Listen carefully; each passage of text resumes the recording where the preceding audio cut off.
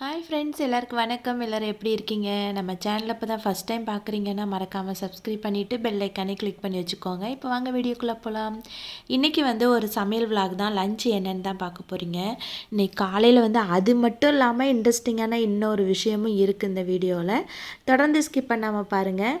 காலையில் சமைக்கலான்னு சொல்லிட்டு ரெடி பண்ணிவிட்டு வந்தேன். அடுப்பெல்லாம் கொஞ்சம் அழுக்காக இருக்கிற மாதிரி இருந்துச்சு. சரி, எல்லாம் கொஞ்சம் தொடச்சி வச்சுட்டு நம்ம சமைக்க ஆரம்பித்தோம்னா கொஞ்சம் நல்லாயிருக்கும். அப்படியே நம்ம சமைக்க ஆரம்பிச்சிட்டோம்னா எல்லாமே சேர்ந்த மாதிரி இருக்கும். அடுப்பு துடைக்கணும், பாத்திரம் கழுவணும், எல்லாமே வேலையெல்லாம் ரொம்ப சேர்ந்த மாதிரி இருக்கும். சரி, அதனால் கொஞ்சம் சுத்தமாக வச்சதுக்கப்புறமா சமைக்க ஆரம்பித்தா கொஞ்சம் வேலை கொஞ்சம் கம்மியாக இருக்கிற மாதிரி எனக்கு தோணும். அதனால் கொஞ்சம் அடுப்பெல்லாம் கொஞ்சம் நல்லா தொடச்சி விட்டுட்டு அதுக்கப்புறம் தான் சமைக்க ஆரம்பிக்கலாம் அப்படின்னு சொல்லிட்டு எல்லாமே எடுத்து வச்சேன். இன்றைக்கி என்ன பண்ணலான்னு பார்த்தீங்கன்னாக்கா, மட்டன் ஃப்ரிட்ஜில் இருக்குது. கொஞ்சம் எலும்பு கொழுப்பு இதெல்லாம் இருக்குது. அதனால் இன்றைக்கி மட்டன் குழம்பு தான் செய்ய போகிறேன். இந்த பால் பாக்கெட் பார்த்திங்கன்னா டெய்லி இந்த பால் பாக்கெட்டு தான் நான் யூஸ் பண்ணுறேன். இந்த பால் பாக்கெட் என்ன பண்ணுறேன்னா, பாலெல்லாம் நான் யூஸ் பண்ணிவிட்டு இந்த காலி கவர் இருக்குது பார்த்திங்களா, இந்த கவரை நல்லா கொஞ்சம் சோப்பு போட்டு நல்லா அலசி இந்த மாதிரி அந்த பிளேட்டுக்கு கமுத்துற அந்த ஸ்டாண்டில் இப்படி மாட்டி விட்டுருவேன். அது கொஞ்சம் காஞ்சதுக்கப்புறமா நான் எடுத்து ஸ்டோர் பண்ணி வச்சுக்குவேன். இது எதுக்கு அப்படின்னா, இந்த ஆர்டிஃபிஷியல் இந்த ஃப்ளவர் பண்ணுறாங்க இல்லையா, இந்த பிச்சிப்பூ மாதிரி, அது மாதிரி ட்ரை பண்ணலான்னு நிறைய கவர் சேர்த்து வச்சுருக்கேன். அது என்றைக்கு பண்ணலான்னு தான் தெரியல. கூடிய சீக்கிரம் அப்லோட் பண்ணுறேன். அதுக்கப்புறம் காலையில் சட்னியும் தோசையும் என்னோடய ஹஸ்பண்டுக்கு கொடுத்துட்டேன் சுட்டு 2 தோசை. அது சாப்பிட்டு வெளியில் கொஞ்சம் வேலை இருக்குன்னு கிளம்பிட்டாங்க. நான் இந்த பச்சை பயிறு இருந்துச்சு. அதனால் இந்த பச்சை பயிரை அவிச்சு அதில் நல்லா 2 கைப்பிடி நல்ல பச்சை தேங்காய் உடம்புக்கு எவ்வளோ சேர்க்குறோமோ ரொம்ப நல்லது. ஆனால் சுகர் வெள்ளை இது ஜீனி சேர்க்காமல் நாட்டு சக்கரை சேர்த்து சாப்பிட்றது ரொம்ப நல்லது. ஆனால் நான் ஜீனி தான் சேர்த்து சாப்பிட்டேன் காலையில். எனக்கு காலையில் டிஃபனே அதுதான். அப்புறம் இந்த பார்த்திங்கன்னா ஹேர் டை மாதிரி ஹேர் பேக்கும் கூட, இது ஹேர் டையும் கூட. ஹேர் டை உடனே கருப்பாகாது, ஆனால் லைட்டாக ஹேர் நிறம் மாறி இருக்கும். ஆனால் யூஸ் பண்ண உங்கள் முடி சூப்பராக கருப்பாகும். அதே மாதிரி முடியும் ரொம்ப நல்லா வளரும். இதில் என்னென்ன சேர்த்துருக்கேன்னு பார்த்தீங்கன்னாக்க, கரிசலாங்கண்ணி கீரை வாங்கியிருந்தேன் இல்லையா, அதை நல்லா அரைச்சிட்டு அது கூட கொஞ்சம் கருவேப்பிலை பொடி, பொடுதலை பொடி, அதுக்கப்புறம் பார்த்திங்கன்னா வேப்பிலை பொடி, இதெல்லாம் சேர்த்து மிக்ஸ் பண்ணி நைட்டே நான் இந்த இரும்பு சட்டியில் வச்சுட்டேன். காலையில் பார்த்திங்க அப்படின்னா நல்லா கருப்பாக மாறி இருந்துச்சு அந்த இது பேஸ்ட்டு எல்லாமே. நம்ம இது மாதிரி ஹேரில் அங்கங்கே நல்லா பிரித்து விட்டுட்டு நம்ம கை வச்சு அப்ளை பண்ணிக்கலாம். ரொம்ப ஒன்றும் கை கருப்பாக, ஆனால் கருப்பாக இருந்துச்சு. கை கலர் மாறி இருந்துச்சு. ரொம்ப அசிங்கமாகிற அளவுக்கு கை கருப்பாகலை. அதே மாதிரி தான் ஹேர் கொஞ்சம் கொஞ்சமாக உங்களுக்கு கலர் மாறிடும். உடனே நம்ம கெமிக்கல் கலந்த ஹேர் டை அடித்த உடனே கருப்பாகுது பார்த்திங்களா, அந்த மாதிரி ஆகாது. ஆனால் ஹேர் ரொம்ப சூப்பராக வளரும். ரொம்ப திக்காக இருக்கும். தலை குளித்ததுக்கப்புறமா இந்த மாதிரி முடியல எல்லாத்தையும் நல்லா தேய்ச்சிட்டு ஒரு அரை மணி நேரம் ஃபுல்லாக நான் ஊற விட்டுற போகிறேன். ஊற விட்டதுக்கப்புறமா நல்லா ஊறிட்டே இருக்கட்டும். நான் சமையல் ஆரம்பிச்சிருவேன். இடையில நான் போயிட்டு குளிச்சுட்டு வந்துடுவேன். கை பார்த்திங்கன்னா கலர் மாறி இருக்குது. வீடியோவில் அந்த ஃபோன்லேயே ஃபில்டர் இருக்கனால சரியாக தெரியலன்னு நினைக்கிறேன். ஆனால் கலர் கொஞ்சம் லைட்டாக கருப்பாக இருந்துச்சு என் கை. அதை தான் காட்டுறதுக்காக அப்படி காட்டியிருந்தேன் நான். இப்போ நான் தலை நல்லா ஊறட்டும் அப்படின்னு சொல்லி விட்டுட்டேன். அதுக்குள்ளே மதியத்துக்கு நம்ம சமைச்சிடலாம் அப்படின்னு சொல்லிட்டு ஃப்ரிட்ஜிலேருந்து மட்டன்லாம் எடுத்து வச்சுருந்தேன். இப்போ அதுக்கு தேவையான தக்காளி, வெங்காயம், தேங்காய், அப்போ கொத்தமல்லி, கருவேப்பிலை எல்லாம் ஃப்ரிட்ஜிலேருந்து எடுத்து வச்சுட்டேன்.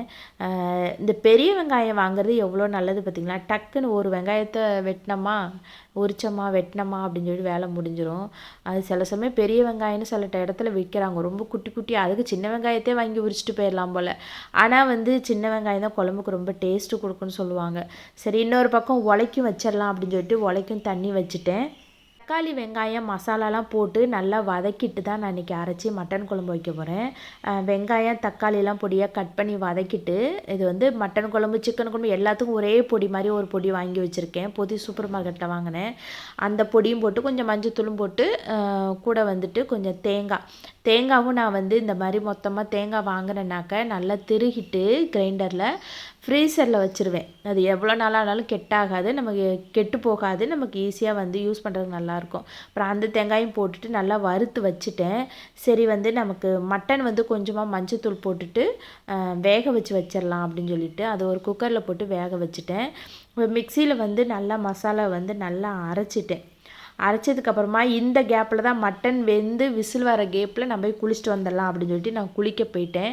குளிச்சுட்டு வந்ததுக்கப்புறமா மீதி வேலையை வந்து ஆரம்பிச்சிடலாம் அப்படின்னு சொல்லிட்டு. அப்புறம் மட்டன் தேவையான உருளைக்கிழங்கு வேணும் இல்லையா, அதனால் உருளைக்கிழங்கு போட்டால் தான் நல்லாயிருக்கும். அதனால் வந்து உருளைக்கிழங்கு வந்து கண்டிப்பாக என் வீட்டுக்காரர் கேட்பார் மட்டன் குழம்பு சிக்கன் குழம்புனா. அதனால் உருளைக்கிழங்கு எடுத்து வச்சுட்டு நான் குளிக்க போயிட்டேன். குளிச்சுட்டு வந்துட்டேன். நான் குளிச்சு வந்ததுக்கப்புறம் தான் நான் வந்து குழம்புக்கு தாளித்தேன். வெங்காயம்லாம் போட்டு தாளிச்சிட்டு தக்காளியெல்லாம் போட்டு தாளிச்சிட்டு இஞ்சி பூண்டு பேஸ்ட்டு, இஞ்சி பூண்டு வந்து நான் நசுக்கி வச்சுருந்தேன் அந்த குட்டி உரலில், அதையும் போட்டு நல்லா வதக்கிட்டு நம்ம வேக வச்ச மட்டனையும் போட்டுட்டு உருளைக்கிழங்கையும் கழுவி போட்டுட்டு இப்போ அரைச்ச மசாலா இருக்குது பார்த்திங்களா, அந்த மசாலாவையும் அது கூடயே போட்டுட்டு தேவையான அளவு தண்ணி ஊற்றிட்டு நல்லா கொதிக்க விடணும். எனக்கு என்னமோ கொஞ்சம் அந்த கரம் மசாலா கொஞ்சம் கம்மியாக இருக்கிற மாதிரி, ஏன்னா தாளிக்கும் போதே நான் பட்டை கிராம்பு போட தான் செஞ்சேன். ஆனால் அந்த வாசனை ஏதோ பத்தாத மாதிரி இருந்துச்சு. அதனால் வந்து கொஞ்சம் கரம் மசாலா பொடி சேர்த்துட்டு நல்லா கொதிக்க விட்டுட்டேன். உருளைக்கிழங்கெல்லாம் வேகட்டும் அப்படின்னு சொல்லிட்டு. முடி பாருங்களேன், முடி சூப்பராக நல்லா ஷைனிங்காக அழகாக சூப்பராக ஆகிட்டு என் முடி.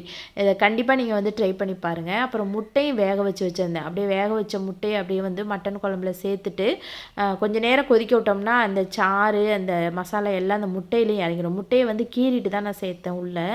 இப்போ வந்து மட்டன் குழம்பும் முட்டையோடு சேர்த்து ரெடி ஆயிடுச்சு. ஹஸ்பண்ட் வந்து தூங்கிட்டு இருக்காங்க. எப்பயே மணி 3 ஆச்சு. எனக்கு ரொம்ப பசிக்க ஆரம்பிச்சிட்டு சரி நம்ம சாப்பிடுவோம். ஏன்னா அவங்கள எழுப்பல, ஏன்னா அவங்க நைட் டியூட்டி முடிச்சுட்டு வந்து தூங்கிட்டு இருக்காங்க. சரி நல்லா தூங்கி எந்திரிச்சு சாப்பிட்டா கொஞ்சம் ஃப்ரெஷ்ஷாக இருக்கும் அவங்களுக்கு, இல்லைன்னா தூக்கத்திலேயே இருக்கிற மாதிரி இருக்கும். அதனால் வந்து நான் விட்டுட்டேன். சரி அதனால் நம்ம சாப்பிடுவோம் அப்படின்னு சொல்லிட்டு நான் அப்புறம் மட்டன் குழம்பு முட்டையெல்லாம் வச்சு நான் சாப்பிட ஆரம்பிச்சிட்டேன். ஏன்னா எனக்கு பயங்கர பசி ஆகிட்டு, பசியை தாங்க முடியாது, அப்புறம் தலைவலிக்க ஆரம்பிச்சிடணும். அப்புறம் நான் சாப்பிட்டு முடிச்சுட்டு ஹஸ்பண்டை எழுப்பி அவங்களுக்கும் சாப்பாடு நான் கொடுத்துட்டேன். இன்றைக்கியோட விலாக் வந்து இதோட முடிஞ்சிச்சு. இந்த வீடியோ உங்களுக்கு பிடிச்சிருந்துச்சு அப்படின்னா மறக்காமல் லைக் பண்ணுங்கள், நம்ம சேனலை சப்ஸ்கிரைப் பண்ணுங்கள், பக்கத்தில் இருக்க பெல் ஐக்கானை மறக்காமல் கிளிக் பண்ணி வச்சுக்கோங்க. அப்போ தான் நான் எப்பப்பெல்லாம் வீடியோஸ் போடுறேன்னா அது உங்களுக்கு நோட்டிஃபிகேஷனாக வந்து சேரும். சாப்பாடு ரொம்ப சூப்பராக இருந்துச்சு, குழம்பு ரொம்ப டேஸ்ட்டாக இருந்துச்சு. எப்போவுமே நான் இந்த மாதிரி செய்ய மாட்டேன். கொஞ்சம் சமைக்கும் போது கொஞ்சம் வித்தியாசமாக மாற்றி அப்படி நான் சமைப்பேன். ஒரே மாதிரி நான் சமைக்க மாட்டேன் எப்போதுமே. இதோட வீடியோ முடிஞ்சிச்சு. பாய், நெக்ஸ்ட் வீடியோவில் சந்திக்கலாம்.